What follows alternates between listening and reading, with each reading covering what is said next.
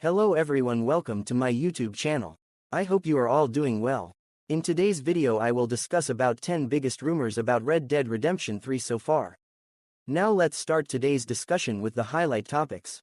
After finishing talking about the highlight topics, then I will start talking about the top 10 biggest rumors about Red Dead Redemption 3.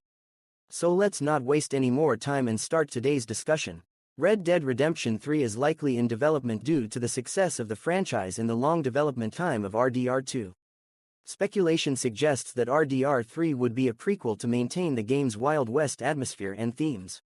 Possible protagonists for RDR3 include Jack Marston, Dutch van der Linde, Mac Callender, and Charles, each offering unique story opportunities. Rockstar's Red Dead Redemption franchise includes some of the most highly praised and definitive RPGs of the 21st century, and many eyes are looking ahead toward Red Dead Redemption 3.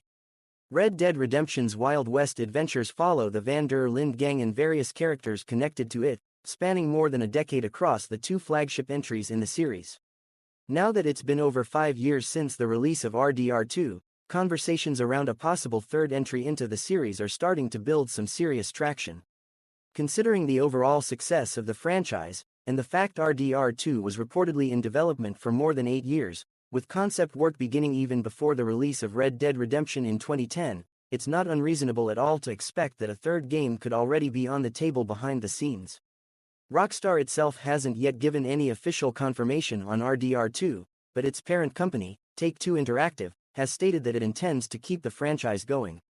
Still, without any official reveals, rumor and educated speculation are the sole sources of RDR3 info. That's the end of discussing about the highlight topics. Now I will start talking about the top 10 biggest rumors of the Red Dead Redemption 3. Number 1. Red Dead Redemption 3 would likely be a prequel to the prequel. RDR3 could be set sometime before 1899. A popular theory holds that RDR3 would have to take place before the events of RDR2 in order to maintain the game's core atmosphere and themes. The leading opinion on this front comes from Rob Wheatoff, who voices John Marston in the games, for his interview with Sackchief on YouTube. The story of the original Red Dead Redemption marked, according to Wheatoff, the end of an era, so any chronological sequel would be forced into a more modern setting, with advanced technologies like cars potentially spoiling the Wild West themes of the game. Since Red Dead Redemption took place in 1911, and Red Dead Redemption 2 fills the gap between 1899 and the original game, there's no real room for a Red Dead Redemption sequel between the two, unless it addresses entirely separate stories within the same setting. With a post-1911 setting likely out of the question for thematic reasons, a prequel to the events of RDR2 makes the most sense. A pre-1899 RDR3 would offer Rockstar Games an opportunity to explore the stories of numerous different characters from the franchise, namely the earliest events of the Van der Linde gang. Number 2. Red Dead Redemption 3 could continue Jack Marston's story. Jack Marston may be the protagonist of RDR3, although some argue that RDR3 shouldn't continue into the later parts of the 20th century, a chronological sequel isn't impossible. Perhaps the most obvious potential protagonist for such a sequel is Jack Marston, son of RDR protagonist John and briefly playable character at the end of the first game. The rapidly modernizing setting would require some adaptation in terms of both themes and game mechanics, particularly as it regards firearms, but the core narrative themes could still thrive, most notably the theme of redemption. At the end of Red Dead Redemption, Jack avenges his father John by killing Edgar Ross. Unfortunately, this continues the violent cycle of outlaw living his father had hoped for Jack to escape. RDR3 as Jack's redemption story makes perfect sense given the themes of previous games. A sequel could explore the resulting spiral. Does Jack sink deeper into crime or find a way out? Some discussions via Reddit, such as one started by Young Beef03, have even suggested the game taking place as far forward as post-World War I, with Jack returning from the front to a changed world. Number 3. Red Dead Redemption 3's protagonist could be Dutch. The Van der Linde gang's leader could be the star of RDR3. Though Dutch van der Linde opposes the protagonist in Red Dead Redemption, he is mostly an ally in the prequel, RDR2. A popular rumor so far is that the main protagonist of Red Dead Redemption 3 could be Dutch himself prior to the Blackwater ferry heist. Though the events that led Dutch to founding the Van der Linde gang are spelled out in summary, there's plenty of room for details, twists, character development, and new expansion. Whether there's enough Dutch content to meaningfully fill a third game is up for debate. On the other hand, it's possible to argue that Dutch isn't needed for Red Dead Redemption 3, or that his presence would be, at this point, like squeezing an empty lemon. Number 4. Red Dead Redemption 3's protagonist could be Mac Callender. Mac Callender's RDR3 could explore the early Van der Linde gang. Some people have speculated that the Callender boys could be the focus of the story in a prequel-style RDR3. Mac Callender is actually deceased by the time of RDR2's events, and his story is related only in vague and unreliable anecdotes. Multiple characters offer differing perspectives on his life and death, including Arthur Morgan, Uncle, and Pinkerton Agent Milton.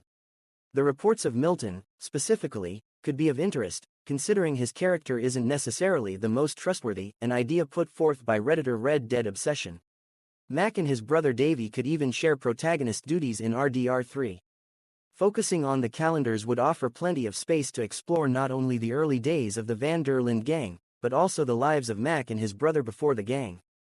A strong argument can be made that the Red Dead franchise would be best served moving on to the stories of characters further removed from the gang. Differing perspectives on the Callender brothers suggest they're complicated enough to put RDR's honor system through the paces, so a prequel starring them could fit right in. Number 5. RDR3 could be Rockstar's biggest game yet. How big will RDR3's map be? Remember those rumors about how GTA 6 would include the entire continental United States? Well, they're happening again with RDR3, which, if current trends continue, is likely to have Rockstar's most ambitiously large map yet. Of course, consoles probably won't be capable of rendering a scale model of the entire US anytime soon. Even RDR2 had to leave large swaths of the country on the cutting room floor. But each game in the series is bigger than the last, and RDR3 will likely follow suit.